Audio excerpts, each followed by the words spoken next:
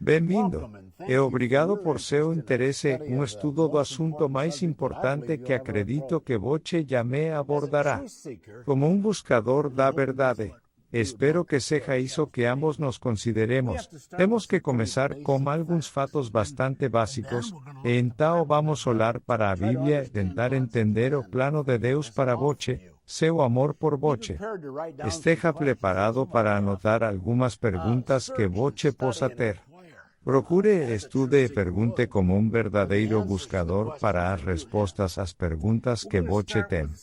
Vamos começar com algumas coisas bem básicas. Primeiro de tudo, esta pergunta: o que é o cristianismo? Parece haver alguma confusão no mundo sobre esta questão porque muitas pessoas diferentes têm entendimentos diferentes. Há uma variedade de pessoas com crenças diferentes. Todas elas se consideram cristãs. Os cristãos são pessoas que têm fé em Cristo, Jesus. Eles são seguidores ou discípulos de Jesus Cristo e seus ensinamentos. Gostaria que pensássemos no fato de que o cristianismo repousa sobre três pilares básicos que criam uma base para o cristianismo. O primeiro pilar que existe é o fato de que existe um Deus, existe um Criador para este universo. Aquele que sustenta nossas vidas e será nosso futuro juiz algum dia.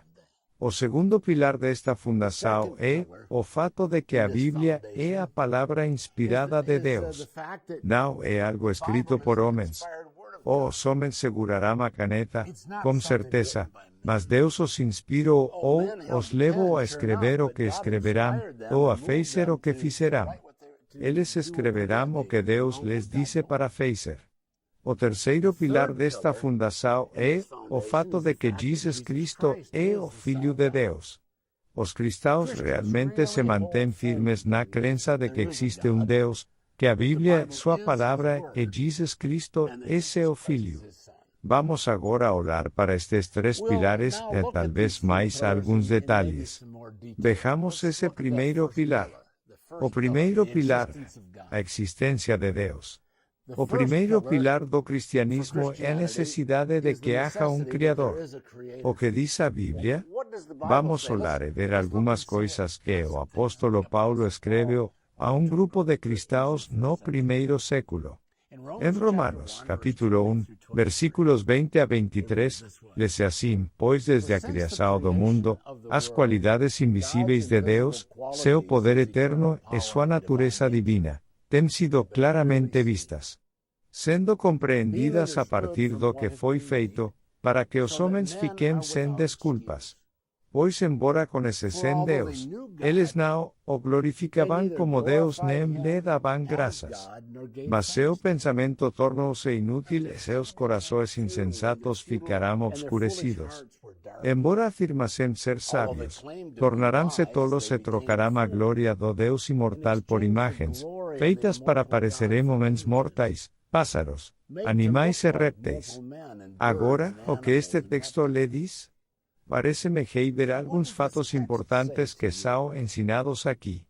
Três fatos, na verdade, que eu vejo. O próprio mundo é prova suficiente para sabermos que existe um projetista deste universo e ele merece nossos elogios e agradecimentos. O texto também diz que o homem criou insensatamente objetos de adoração que pareciam coisas que foram criadas, em vez de adorar o Criador. O terceiro ponto me parece ser que a natureza humana nos leva a buscar algo maior do que nós mesmos, algo ou alguém em quem depositar nossa confiança e culto. Vamos ler novamente uma parte do capítulo 1, versículo 20 de Romanos. Pois desde a criação do mundo, as qualidades invisíveis de Deus, seu poder eterno e sua natureza divina, têm sido claramente vistas, sendo compreendidas a partir do que foi feito, de modo que os homens estão sem desculpa. Pense sobre este texto. Podemos saber que existe um Deus. Há provas na criação ao nosso redor. Se estamos olhando a criação de Deus através de um telescópio ou de um microscópio, olhando através de um telescópio nas galáxias, estamos olhando através de um microscópio a menor forma de vida. a estas coisas que estão em comum. É um universo ordenado, assim como até mesmo a menor forma de vida. Saltem ordem. Vivemos em uma galáxia ordenada. É um grande universo. Se estivermos olhando a través de um microscópio, vemos a ordem que existe em todas as formas de vida. A evidencia da existência de Deus está dentro de nosso próprio corpo, onde existem todos os tipos de sistemas. Há uma grande ordem aqui. Nosso sistema digestivo, nosso sistema respiratório, nosso sistema nervoso. Todos estes sistemas trabalham em conjunto para criar um corpo saudável, e até mesmo o sistema reprodutivo que Deus criou. É uma coisa bonita, mas não é o resultado de uma série de acidentes. Não pode acontecer por acaso. Para ilustrar isto, deixe-me falar sobre isto apenas desta maneira. Vence no meu relógio aqui por apenas um minuto. Eu nunca vi o país em que este relógio foi feito. Eu nunca conheci as pessoas que o fizeram. Os homens que trabalharão nesta fábrica de relojoaria. Eu nunca vi esse lugar. E ainda assim, aqui neste intrincado relógio é a prova de que todas essas coisas existem. E quanto ao ensino da evolução, pense em como isso contrasta com isso. Antes de tudo, temos que fazer a pergunta: a evolução é um fato ou é uma teoria? Há muita confusão que é causada por causa da evolução. É uma teoria, mas é ensinada como um fato. Entretanto, se vou te perguntar às pessoas que acreditam na evolução sobre a origem da vida, elas começam a falar sobre alguma massa ou matéria que se move através do universo, bilhões de anos atrás, e ela explodiu. Elas diriam que as peças foram em todas as direções e se desenvolverão em diferentes galáxias. Mas de onde veio este assunto? Eles não têm uma resposta. Os evolucionistas basearão todo o seu sistema de entendimento nesta teoria. Gostaria que parássemos para pensar sobre isto por apenas um minuto. A ideia de que algo vem do nada. Não há evidência de que algo possa vir do nada. A Bíblia nos dá uma resposta, entretanto, no fato de que Deus é o criador deste assunto. Foi Ele quem trouxe sua existência. Foi Ele quem criou não só este planeta, mas também o universo.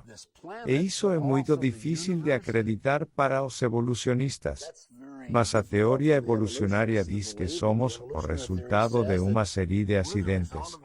A ordem no universo, em nossos corpos e na própria vida diz que isso não pode ser verdade.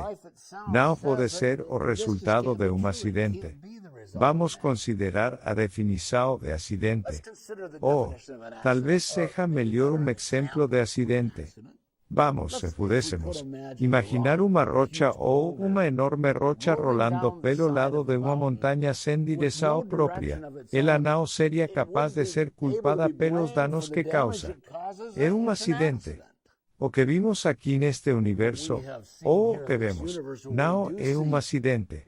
Vivemos em um planeta, em um universo planejado e ordenado. Vamos falar sobre o registro fóssil por apenas um minuto. As coisas que foram deixadas para trás pela história. Que tipo de registro nos é deixado?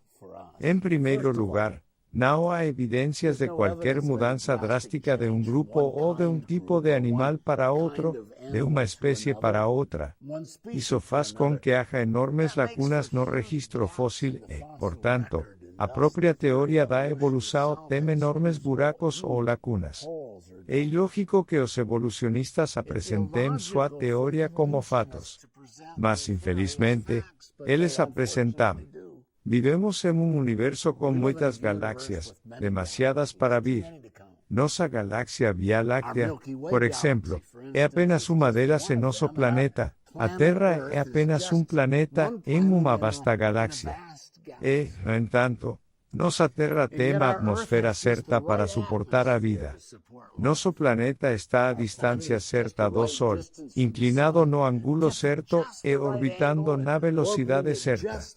Isto não é o resultado de um acidente ou de um acaso. Atribuir estes fatos para suportar a vida como sendo o resultado de um acaso ou de um acidente leva mais fé para acreditar do que para acreditar que há um Criador que eu não vi. Vamos pensar na ilustração do relógio por apenas um minuto. Se eu aceitar o fato de que estas partes, não me pergunte de onde elas virão, mas digamos que as partes deste relógio existem de alguma forma. Considere que eu coloquei todas elas, todas estas partes em um frasco. Também não me pergunte de onde veio o frasco. Mas digamos que eu pego as partes e as coloco neste pote e começo a sacudir este pote. E eu o sacudi por milhões de anos. A chance de que ele caísse acidentalmente neste relógio ordenado, neste intrincado relógio que é feito de ordem, o fato de que isso poderia acontecer por acaso é matematicamente impossível. Seria preciso ter mais fé para acreditar que isso era possível por acaso do que acreditar que existe uma empresa de relógios que eu não vi.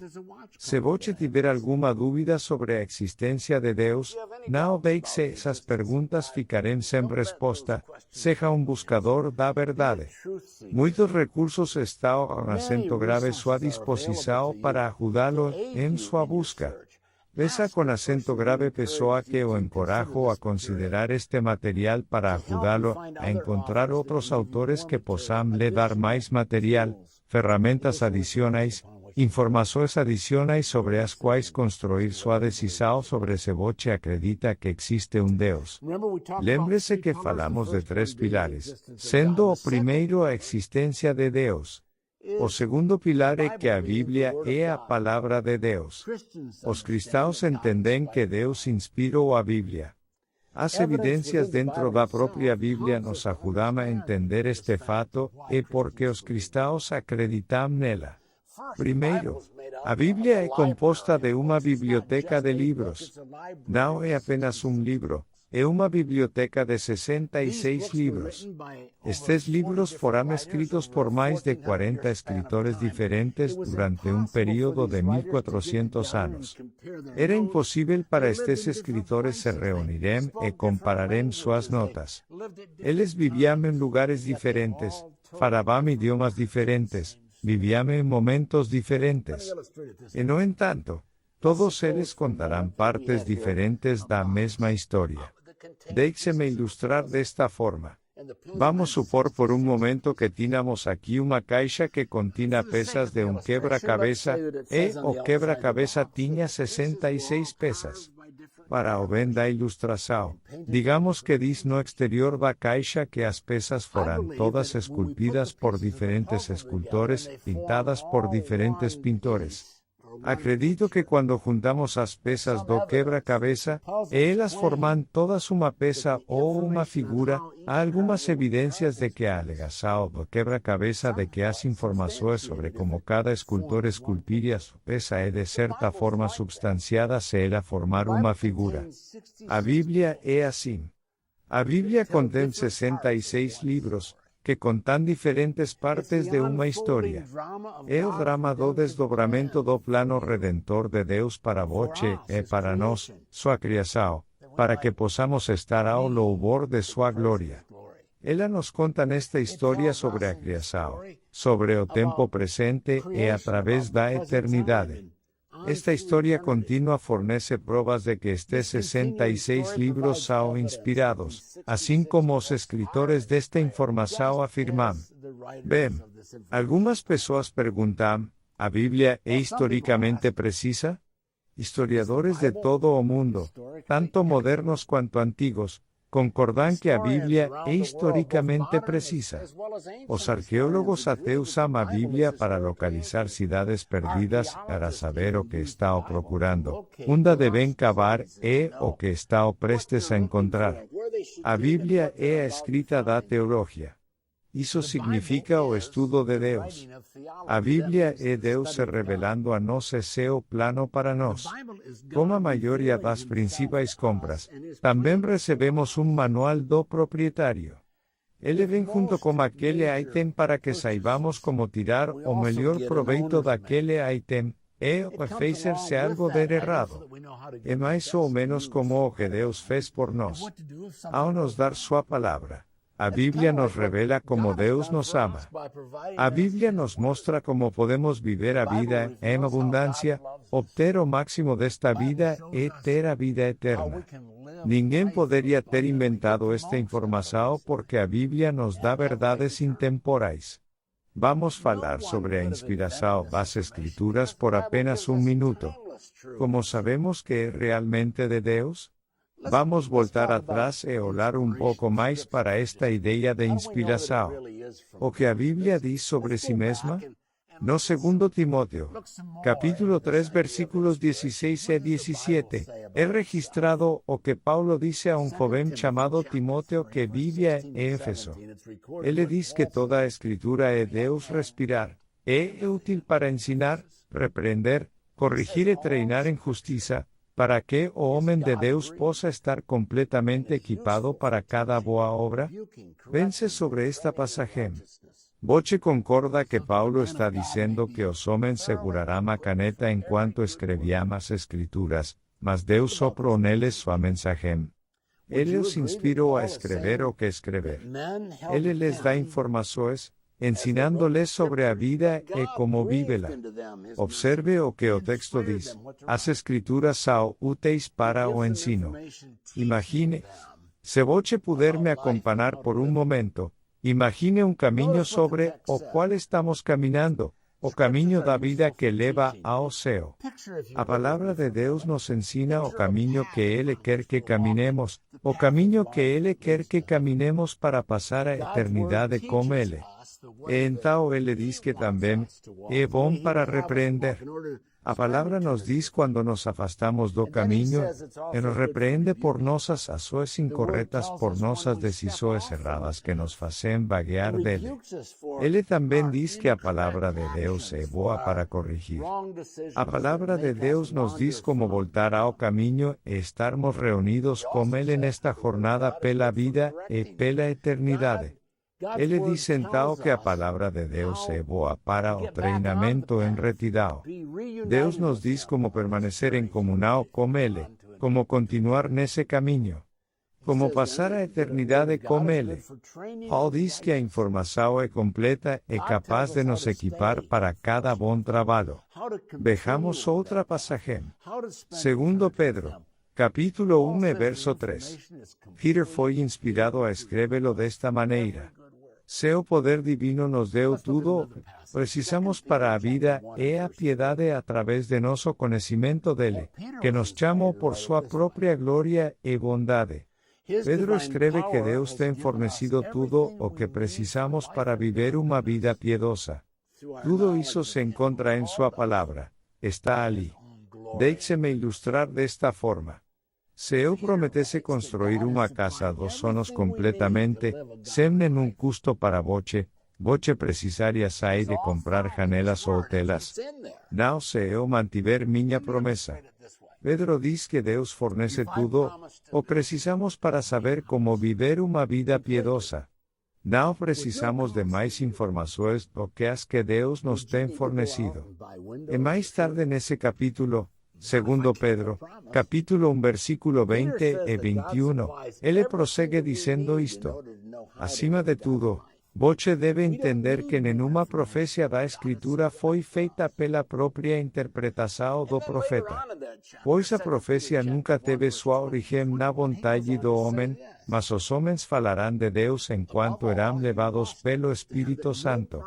Novamente, Pedro diz que os homens seguravam a caneta, mas Deus lhes deu a mensagem, assim como Paulo disse. Considere outra passagem.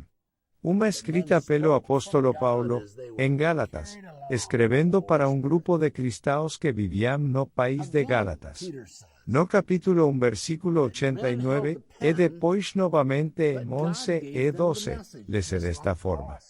Mas mesmo que não sou um anjo do céu, devemos pregar um evangelho diferente daquele que pregamos a voce, deixe-o ser eternamente condenado, como já dissemos. Portanto, agora repito, se alguém está pregando a voce um evangelho diferente daquele que voce aceitou, deixe-o ser condenado eternamente. Quero que vocês saibam, irmãos, que o evangelho que eu preguei não é algo que o homem inventou. Eu não o recebi de nenhum homem, nem fui ensinado. Ao contrário, recebi-o por revelação de Jesus Cristo. Acredito que o que ele está dizendo é, pense sobre isso. Não precisamos de mais informações além do que as Escrituras nos dizem para saber como viver uma vida piedosa ou para ter razão com Deus.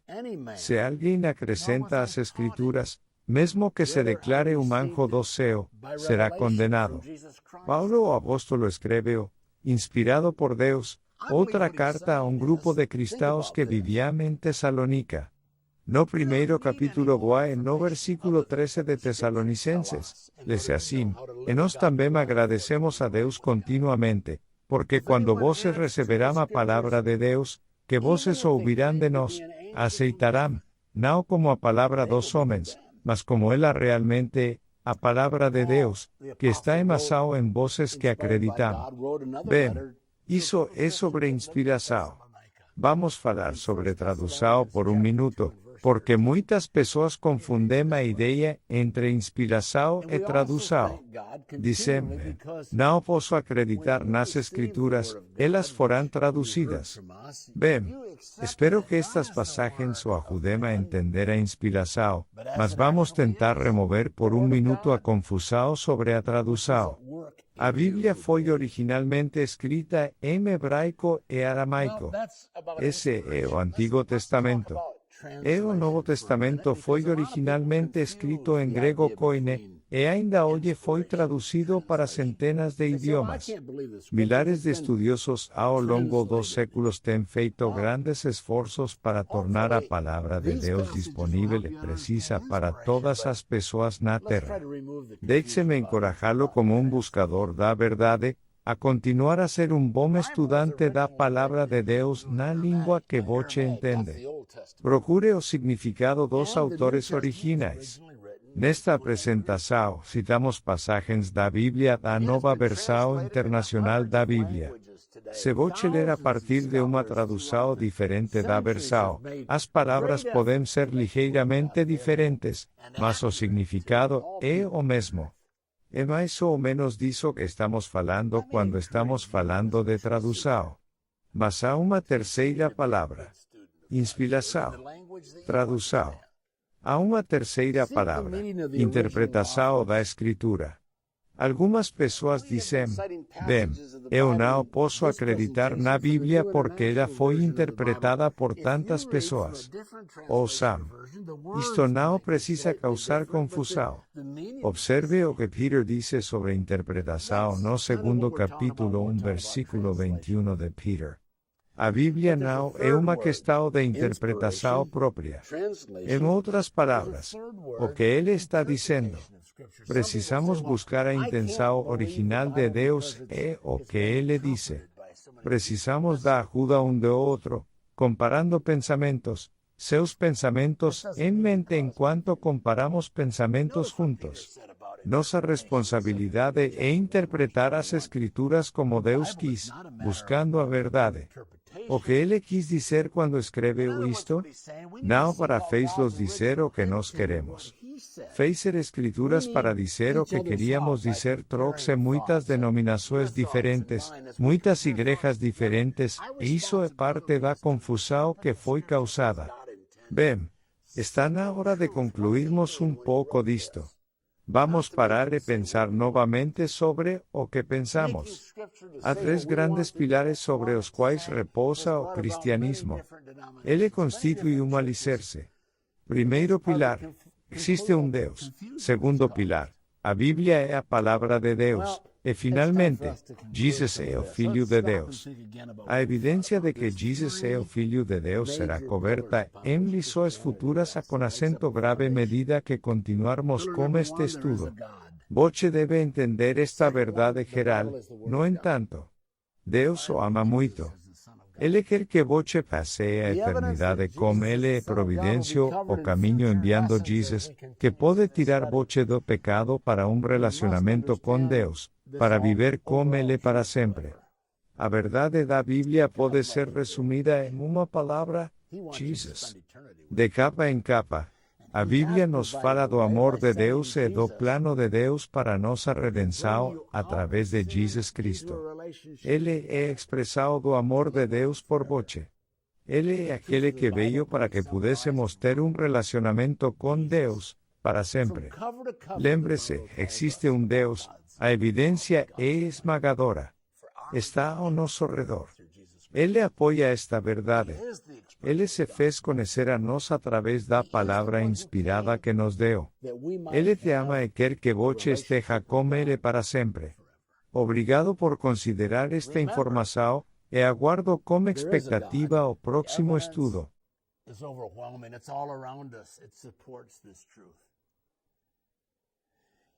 He has made himself known to us through the inspired word that he's given us. He loves you, and he wants you to be with him forever. Thank you for considering this information, and I look forward to the next study.